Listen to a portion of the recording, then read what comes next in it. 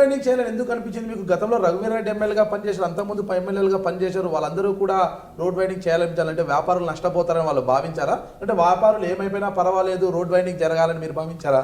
చూడండి,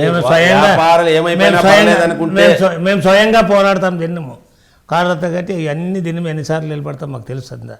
అటువంటి పరిస్థితుల్లో రోడ్డు వైండింగ్ చేయకపోతే ఇది గతి లేదనేటువంటి నిర్ణయానికి నేనే వచ్చాను. ఇచ్చిన తర్వాత మేము అందరిని పిలిచి దివాకర్ రెడ్డి కూడా పిలిపించి అందరూ కలిసి కూర్చొని మాట్లాడి ఇంత అయితే చేస్తే బాగుంటుందని ఆ విధంగా చేసాం. వ్యాపారులు ఏమైపోతారనే పరిస్థితి వాలంటీర్గా ఇయ్యరండి వాళ్ళు. వాళ్ళ యొక్క సూచనలు వాళ్ళ యొక్క అనుమతితోనే ప్రతి బిల్డింగు కొట్టారు, కానీ ఎక్కడ కూడా మేము వాళ్ళకేం నష్టపరిహారం చెల్లించలేదు. అలాగే ఒక అంబులెన్స్ పోతే గంట అవుతుంది ఇటు నుంచి అటు పోవడానికి. ఇలాంటి పరిస్థితులు చాలామంది ఫేస్ చేశారు. ఈ పరిస్థితిలో రోడ్డు వెడల్పు ఒక్కటే దీనికి పరిష్కారం అనే ఉద్దేశంతో రోడ్డు వెడల్పు చేశారు తప్పితే ప్రజలందరికీ సౌకర్యార్థం. ఇంకొకటి దీనికి కళ్యాణదుర్గం ఒక ప్రత్యేకత ఏమంటే అందరూ వ్యాపార అవసరార్థం అన్ని మండలాలలో ఇక్కడికే రావాలండి. There is no other centre. రాయదుర్గానికి అలా కాదండి, బళ్ళారి ఉంటుంది, వాళ్ళకి ఒక్కొక్క మండలం డీహేరియాలు బొమ్మనాలు బళ్ళారికి పోతారు, కనేకల్లో కొంచెం పెద్ద టౌన్ అవుతుంది. ఇక్కడ అట్లా కాదండి, ఆల్ ద లీడింగ్ విలేజెస్ అన్నీ ఇక్కడ కళ్యాణదుర్గం లీడ్ చేస్తాయండి, అన్ని విలేజెస్ కూడా. అలాంటి పరిస్థితుల్లో ట్రాఫిక్ చాలా ఎక్కువగా ఉంటుంటే ట్రాఫిక్ ఎప్పుడు గంటల తరబడి నిలబడిపోయేది. తోపుడు బండ్లు అనే అన్ని సమస్యలు ఉంటాయి. వ్యాపారస్తులకు కూడా విసుగొచ్చింది, షాపుల్లో దుమ్ము ధూళి. మనం పట్టణాన్ని సుందరంగా తీర్చిదిద్దుకుందాము అని పిలుపునిచ్చి అందరితోనే కోఆర్డినేట్ చేసుకుని ప్రతి ఒక్కరిని చేసుకున్న తర్వాత అందరూ ఒప్పించుకుని ఫస్ట్ 60 అడుగులు కొడదాం అనుకున్నాం, 70 అడుగులు కొడదాం అనుకున్నాం, 80 అడుగులు 90 అడుగులు కొడితే అందరికీ నష్టపరిహారం ఎవరు ఇస్తారు? మాకు నష్టపరిహారం మాకు ఆడ ఉండేది 40 అడుగులు ఉంది రోడ్డు, 50 అడుగులు ఉంది, 60 అడుగులు ఉంది, మీరు 70 అడుగులకి ఎట్లా చేస్తారు? మా స్థలం కదా అంటే మీ స్థలాలకే విలువ వస్తుంది నాయన, మీరు ఈరోజు అంతా సుందరంగా తీర్చిదిద్దితే ఎంత అద్దాల మేడలు వస్తాయి ఈరోజు కొట్టేస్తే. అలాగే తాడిపత్రిని చూడండి, అన్ని చోట్ల వాల్యూ ఎంత పెరిగింది, మీకు వాల్యూ అడిషన్ చూసుకోండి అని చెప్పి వాళ్ళకి నచ్చజెప్పి ఇంటింటికి పోయి నచ్చజెప్పి వాళ్ళని కొట్టించడం జరిగింది. కానీ దీంట్లో అవినీతి ఎక్కడ జరుగుతుంది అనే దానికి ఆరోపించే వాళ్ళ విఘ్నత అండి. అది వాళ్ళ ప్రాపర్టీ వాళ్ళు గవర్నమెంట్కి వదలడానికి మనమేం నష్టపరిహారం చెల్లించేది కాదు, ఏమీ లేదు. గవర్నమెంట్కి నష్టపరిహారం చెల్లించలేదు ఇంతవరకు, ₹1 కూడా ఎవరికి. అలాంటి పరిస్థితుల్లో ఆరోపించుతారంటే అది వారి యొక్క విఘ్నత అంతే. ఏమి తాడిపత్రిని ప్రస్తావించారు మీరు, అంటే తాడిపత్రి తరహా అభివృద్ధి చేయాలని చూస్తున్నారా మీరు? తాడిపత్రి తరహా అభివృద్ధి చేయాలనేసి మామూలుగా పట్టణాన్ని మాత్రం తాడిపత్రి తరహా అభివృద్ధి చేయాలని ఆలోచిస్తున్నారు ఎవరన్నా. ఎందుకంటే తాడిపత్రి అంతర్జాతీయ మామూలుగా దేశ స్థాయిలో మున్సిపాలిటీలకు అవార్డులు వస్తున్నాయి. ఎందుకంటే they are maintaining like anything. వాళ్ళకు ఒక ఆదాయ వనరు కూడా ప్రజలు కూడా సిద్ధపడ్డారు ఆ రకంగా. ఇంకా ఇది ఒక చిన్న గ్రామ పంచాయతీ అండి. దీని అర్హత లేకపోయినా 4-5 పంచాయతీలని కలిపి దీన్ని మున్సిపాలిటీ చేశాడు రఘువీరెడ్డి. చాలామంది ఏమంటారంటే మాకు గ్రామ పంచాయతీగా ఉంటే అన్న అభివృద్ధి చెందుతుంది, మాకు ఎందుకు అభివృద్ధి చెందుతుంటే ఎన్ఆర్జీఎస్ గ్రాంట్లు కానీ అవి కానీ వస్తాయి, అలాంటిది మున్సిపాలిటీ చేసి మమ్మల్ని అన్యాయం చేశాడు రఘువీరెడ్డి అనే రకంగా ఒక ఆక్రోశంగా ఉంది చుట్టుపక్కల ఉన్న పల్లెలు కానీ టౌన్లో ఉండేవాళ్ళు కూడా.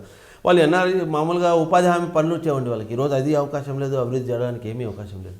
అయినా కూడా ఇంకా పట్టణం యొక్క అభివృద్ధి చెందుతూ ఉంది, విలువలు పెరుగుతున్నాయని ఊరికే ఉన్నారు తప్పితే లేకపోతే ఈ పాటికి ఆక్రోశం వెల్లువికేది. ఇప్పుడు మీరు అన్నారు అంటే వాళ్ళకి వనరులు ఉన్నాయి, తాడిపత్రి వాళ్ళు బాగా చేస్తున్నారు, టౌన్ని కూడా మేము అలా చేయాలని. అంటే తాడిపత్రిలో వాళ్ళు వనరులను సృష్టించుకుంటున్నారు. అంటే ఒక బ్రాండ్ షాపు తాడిపత్రిలో పెట్టాలంటే వాళ్ళు ఒక 20 లక్షలు 30 లక్షలు మున్సిపాలిటీకి పన్ను చెల్లించాలి. నాన్ రీఫండబుల్ అమౌంట్ చెల్లించాలి. అది చెల్లిస్తేనే మున్సిపాలిటీలో అభివృద్ధి పనులకు వెచ్చిస్తారు.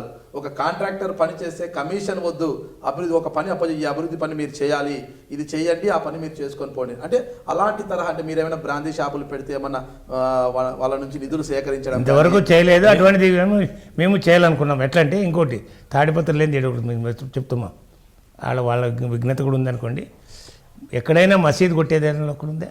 15 అడుగులు లోపల కొట్టుకున్నారు. పోండి చూడుకోండి, 15 అడుగులు లోపల తీసేసుకున్నారు మసీదు 15 అడుగులు మాటతో అందరూ అంతా మడతగా మాట్లాడి అందరినీ ఒప్పించి మేమంతా తీసుకున్నాం, సమిష్టి నిర్ణయం తీసుకుని రోడ్డు వైండింగ్ చేశాం. కానీ అలాగే మీరు చెప్పారు ఇంతకుముందు, మేము బ్రాంతి షాపులు ఇలాంటి వాటి వ్యవహారాన్ని మేము అంగీకరించాము. మేము అక్కడికి వెళ్ళాం కూడా మేము, ఎందుకంటే we don't want to be in that business and we don't want enter into that business. అలాంటివన్నీ ఏంటిదే కలహాలు ఇవన్నీ వస్తాయి కాబట్టి మేమంతా ఇక్కడ ఉన్న కల్చర్ అలాంటిది కాదు. అంటే కలహాలు ఇవన్నీ రావు అన్నమాట ఇక్కడ ఈ ఏరియాలో. కానీ కొంతమందితో కొంత చేసి ఇప్పుడు మన మున్సిపాలిటీలో లేదు, వనరులు లేవు, ఇప్పుడు పోల్స్ ఇవన్నీ యూటిలిటీస్ మార్చాలా, ఏం చేయాలా, ఎవరన్నా కానీ మీరే చేయండి. ఇప్పుడు కాంట్రాక్టర్ వేస్తే ఇప్పుడు ఎవరో ఇక్కడ ఒక కాంట్రాక్టర్ రోడ్డు వైండింగ్ పనులు చేస్తున్నారు, యూటిలిటీస్ అన్నీ మార్చడానికి ఆ కాంట్రాక్టర్కే చెప్పాం, మీరే మార్చండి పోల్లు, మీరే మార్చుకోండి. అంటే ఏదైనా మేము రిక్వెస్టింగ్గా వాళ్ళని అడుగుతున్నాం, మేము కానీ చేయాలనే ఉద్దేశంతోనే ఏదో రకంగా అభివృద్ధి చేయాలి. కళ్యాణదుర్గ పట్టణానికి ఒక పార్క్ లేదనేసి ఒక బొజ్జల గోపాల్ రెడ్డి గారిని తీసుకొచ్చి ఫారెస్ట్ నుంచి నగరవనంగా మార్చడానికి ఒక ప్రయత్నం చేసి దాన్ని కూడా చేశాము. కానీ ఇంకా మెటీరియలైజ్ కాలేదు. అన్ని చేయాలని తపనైతే చాలా ఉంది, కానీ చేయాలని ఆలోచన చేస్తున్నాం.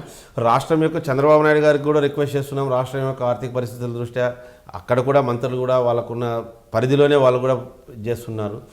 అంతో ఇంత మామూలుగా డెవలప్మెంట్ చేస్తున్నారు. ఇక్కడ రోడ్లు కూడా అన్ని కళ్యాణదుర్గం నుంచి అన్ని మండల కేంద్రాలకి డబుల్ రోడ్లు చేస్తున్నాం. ఒక బ్రహ్మసముద్రానికి చేయలేదు, కానీ మిగతా అవన్నీ శాంక్షన్ అయినాయి. చంద్రబాబు నాయుడు గారు ఒక రోడ్డు 56 కోట్లు, ఒక రోడ్డు 45 కోట్లు, ఒక రోడ్డు 25 కోట్లు, ఇంకొక రోడ్డు 25 కోట్లు, ఇలా అభివృద్ధి కార్యక్రమాలకు చంద్రబాబు నాయుడు దగ్గరికి అడిగిన తక్షణం ఏదైనా కూడా శాంక్షన్ ఇస్తున్నాం. అలాగే కళ్యాణదుర్గ నియోజకవర్గానికి 450 కోట్లతో అన్ని చెరువులకి నీళ్ళు ఇవ్వడానికి మన ఆగస్టు 15 నాడు అనౌన్స్ చేశాడు. అది అతి త్వరలో 1 మంత్ 2 మంత్స్లో మెటీరియలైజ్ అయ్యి పనులు మొదలయ్యాయి. జీడిపల్లి నుంచి అందరి వకాల ద్వారా మాకు నియోజకవర్గంలోని శాశ్వతంగా పేరుండాలనే ఉద్దేశంతో తెలుగుదేశం పార్టీ ఆ కాలం అయిపోయిన తర్వాత శాశ్వతంగా ఇక్కడ మరొకరెవడు రావడానికి కూడా సాహసించే పరిస్థితి కూడా లేదు. 450 కోట్లతో మాకు కావాల్సింది నీళ్లు. ప్రజలకు నీళ్ళు ఇస్తే ఇంకేమీ ఇవ్వాల్సిన అవసరం లేదు. రాజకీయంగా పార్టీల పరంగా ప్రభుత్వం నుంచి ఏమీ కోరుకోరు. ఇన్పుట్ సబ్సిడీ అని, ఇన్సూరెన్స్లు అని, ఇవన్నీ ఏమీ కోరుకోరు. నీళ్ళు ఒకటి వస్తే బంగారం పండిస్తారు మా వాళ్ళు. ఇక్కడ టమోటో పండించేందుకు మస్క్ మలాన్స్ అయితే ఇవన్నీ ఇక్కడ తెలుగుదేశంకి అండదండలంతా మొత్తం పూర్తి స్థాయి రైతులంతా ఉంటారండి. అలాగే దాదాపు 20,000 ఎకరాలకు గవర్నమెంట్ తెలుగుదేశం ప్రభుత్వం ఏర్పడిన తర్వాత బిందు సేద్య పరికరాలు అమర్చారు. వాళ్ళంతా కూడా ఆశగా ఎదురు చూస్తున్నారు, నీళ్ళు వస్తే ఇంకా బాగా చేసుకోవచ్చు అనే ఉద్దేశం. అలాంటి పరిస్థితుల్లో ఎవ్వరు అభివృద్ధి చేయడానికైతే తాడిపత్రి స్థలాల్లో అభివృద్ధి చేయడానికైతే వెనకాడేదేం లేదు. కానీ మీరు చెప్పిన పద్ధతిలో కాకుండా చంద్రబాబు నాయుడు గారిని రిక్వెస్ట్ చేసుకుంటే ఏదో రకంగా ఆడబోయి అడిగితే ఆయన ఇస్తారు. కానీ ఇక్కడ మేము అంత శక్తివంతులం కాదు. వాళ్ళని బెదిరించి వాళ్ళతో ఇది చేసుకు వసూలు చేయాలంటే ఎవరు అంత సహృదయం ఎవరికి లేదండి. శక్తివంతులని మీరు ఒప్పుకుంటున్నారు? శక్తివంతులు అండి, ఖచ్చితంగా శక్తివంతులు.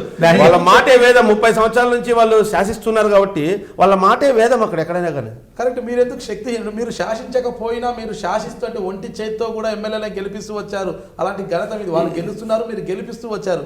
అలాంటి ఘనత ఇక్కడ అలాంటి కల్చర్ లేదండి. ఇక్కడ అలాంటి కల్చర్ లేదండి. ఇక్కడ అలాంటి కల్చర్ ఉంటే హర్షించరు. ఇక్కడ ప్రజలు హర్షించరు. ఇక్కడ అలాంటి కల్చర్ ఉంటుంది. అక్కడ బాగా చైతన్యమైన డబ్బులు ఉన్నటువంటి వాళ్ళు ఎవరైనా కానీ నీ జోబులో 10 రూపాయలు ఉంటే ఒక ఏటు కొడితే 10 రూపాయలు. నీ జోబులో ఏం లేకున్నాడు, నువ్వేమిటి ఇస్తావు, నా దగ్గర నువ్వుకున్నట్టు నేను పెట్టుకుంటా అన్నట్టుంటుంది. అది ఆ పరిస్థితిలో ఇట్లా లేదు కాబట్టి ఏ పరిస్థితిలో కూడా అట్లా జోగులు ఎక్కువ ఉన్నారు అంటారు. జోగి రాసుకుంటే అట్లానే మా పరిస్థితి అట్లుంది. కాబట్టి ఇక్కడ పెద్దగా ఉన్నోళ్ళు లేరు. కాబట్టి మేము కాదండి, మీకు ఆర్కేడ్కి మీకు తేడా చెప్తున్నాను. ఆడవాళ్ళు ముస్లిమ్స్ జోరుకు పోయి వాళ్ళు చేయగలుచుకున్నారు. మేమేం చేయగలుచుకోలేదు. ఇక్కడ మేము మీరు నేను అబద్ధం చెప్పాల్సిన కానీ మీరు పోయి చూడండి. ఈడే సర్కిల్లో మసీద్ ఉంది కదా, మరి మసీద్ లోపల 17 అడుగులు మసీద్ లోపలికి వేసుకోవడం అట్లా వేసుకోండి. మీరు వాళ్ళు ఏం చేయగలుచుకున్నారు తాడిపత్రిలో? మరి అదేదో ఉంది కదా, వాళ్ళు ఏదో మేము కూడా బయటకు పోరాడు మసీద్ ఏదో దానికి ఏదో కూల్చినారని చెప్పి నేను కూడా బయటప్పుడు నేను ప్రెసిడెంట్గా ఉంటాను. నేను ఎమ్మెల్యే ఉన్న మనవంతరాయ చౌదరిని, మీరు హై డ్రీమ్ మీడియా చూస్తున్నారు.